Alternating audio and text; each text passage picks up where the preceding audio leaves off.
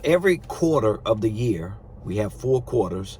Every quarter, I take some time to revisit and reset the most important areas of my life. And revisiting those areas is all about looking at all the microscopic, granular, intricate details of those important areas, seeing where I need to make corrections, seeing how I can make some adjustments, seeing how I can realign those areas to where I want to go in my life and what I got going on in my life, at least by the end of that quarter, and then reset that area so I can continue to move towards the trajectory of what I want to see happen. Now, there are some very important areas because we've got a lot of areas of our lives, but I'm talking about the areas that I know are going to determine what my success is. They're going to determine the way my year looks. They're going to determine if I'm happy and succeeding or if I'm just sad and losing. And so one of the most important areas you need to revisit and reset is the area of your goals.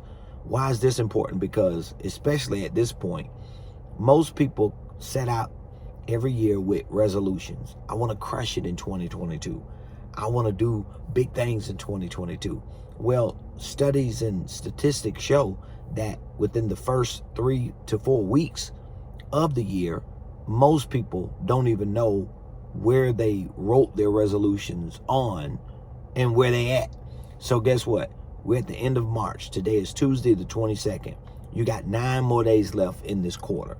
Don't wait until you get into the second quarter and think you're going to crush it and just bang out because something else is going to happen. See, what I've learned is when you set goals, whether they're long-term goals, midterm goals, or short-term goals, I would recommend that no matter if you have extraordinary long-term and midterm goals or not, which you should, you definitely want to have goals for at least the next year.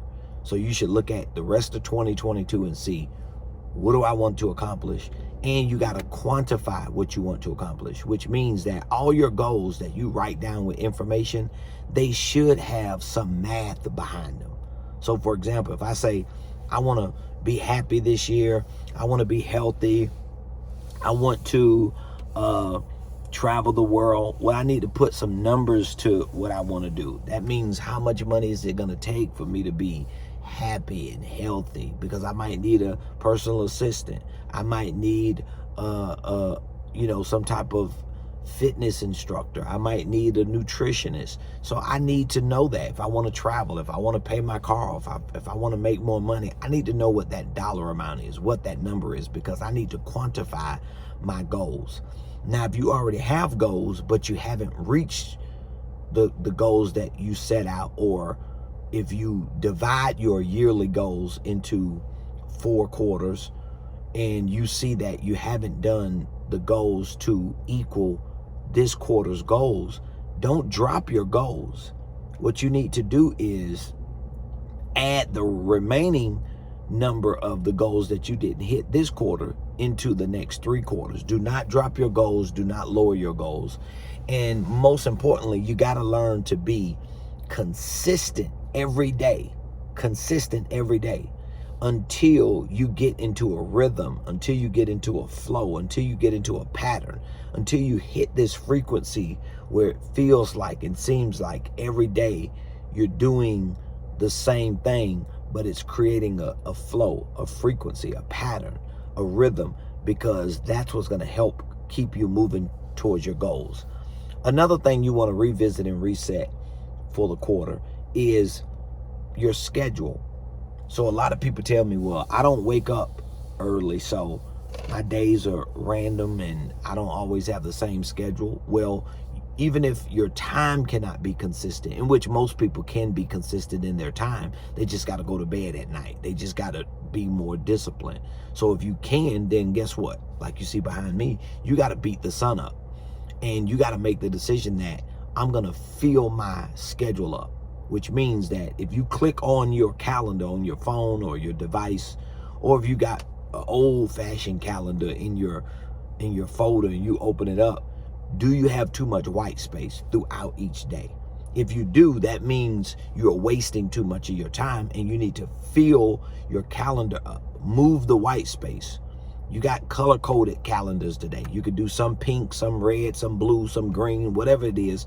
But even if they're not specific things that you're doing in those time slots, you want to fill those time slots with things that at least give you the understanding that something is going on. Like, for example, I have a space in all of my days, 4-hour space, that says get it done.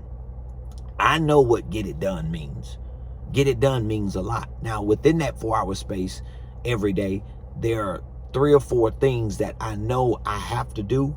And each one of those things will take about an hour or so to do it, because it's a part of my business. It's a part of my responsibility. It's a part of what gives me the ability to live the life that I live. It's a part of my job. So getting it done for me means I got to work, and it's certain work that got to get done every day in that time slot. So if I'm in that time slot and I'm goofing off, I'm scrolling through social media, I'm not paying attention to what's going on, and I happen to just go back to my calendar and look and see, oh my God, I'm in that time slot. Guess what it's going to remind me to do?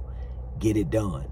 So go ahead, revisit, reset at least those areas of your life, your goals, your schedules, and work on perfecting them and elevating them for the next 9 days, so that when you move into the second quarter of 2022, you're going to be banging and crushing it and seeing the manifestation of it. Have a terrific Tuesday.